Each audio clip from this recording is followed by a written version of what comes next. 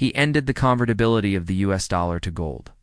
Until that moment, every US dollar in circulation was theoretically backed by gold held in Fort Knox. After that moment, the dollar became what economists call a fiat currency. Its value rested entirely on trust in the United States government. This was not shaving coins. It was far more sophisticated. But the underlying psychology was recognizable. The US was under financial pressure, partly from the cost of the Vietnam War, partly from growing trade deficits. The gold standard was constraining what could be spent, so the link was cut. Quietly, on a Sunday evening broadcast, Nixon called it temporary. It was not temporary. I am not saying Nixon was wrong. This is a genuinely complex debate. Many economists argue the move was necessary, and that fiat currencies have enabled modern economic growth. Others argue it was the beginning of a long, slow erosion of monetary discipline. The truth, as always, lives somewhere in the complicated middle. But here's what I want you to notice. Every major monetary shift in history, from Rome's debased denarius to Nixon's gold decoupling, was made under pressure. With short-term logic, with consequences that took decades to fully understand. And the people living through those moments, the Roman merchant, 1970s American worker, did not feel a historic shift. They felt Tuesday. They felt ordinary life continuing.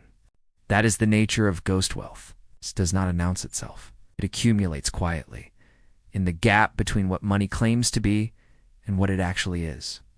So what is the personal lesson here? It is this. Your brain is wired to see numbers and feel security. A higher salary feels like more wealth.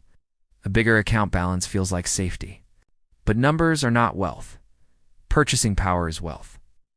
If your salary goes up 5%, but prices rise 8%, you are poorer even though the number is bigger. This is the ghost wealth trap. And millions of people walk into it every single decade. The Romans who held debased denarii were not foolish. They were human. They trusted the system they lived inside. They did not have the information or the frame of reference to see what was happening until it was too late.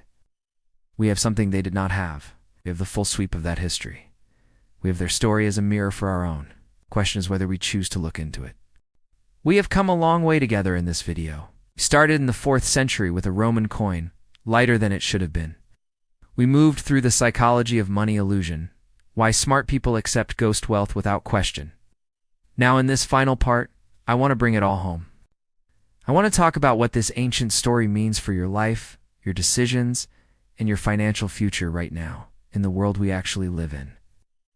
Let me start with a truth that is uncomfortable but important. Every major currency in the world today is, in a technical sense, a form of managed trust. No country runs a pure gold standard anymore. Every central bank manages its currency through interest rates, money supply, and policy decisions. This is not inherently evil. It is simply the system we have built. But it means that the value of money is always, in some measure, a negotiation between governments and the people who use their currencies. And that negotiation can and does shift over time. Since 2000, the purchasing power of the US dollar has declined by roughly 40%. That means the same dollar that bought 100 units of goods in the year 2000 buys about 60 units today.